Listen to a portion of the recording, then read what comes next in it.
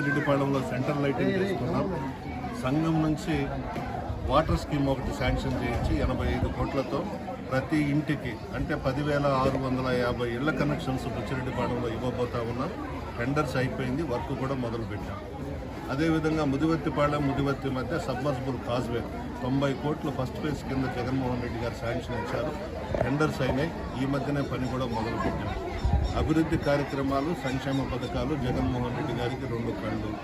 చాలా బాగా చేశాము. ఈరోజు సంక్షేమ పథకాలు ప్రతి కుటుంబానికి లబ్ధి పొందున్నారు. ధైర్యంగా ముందుకు పోతున్నాం, ఓటు అడుగుతున్నాం, ఆశీర్వదించమంటున్నాం.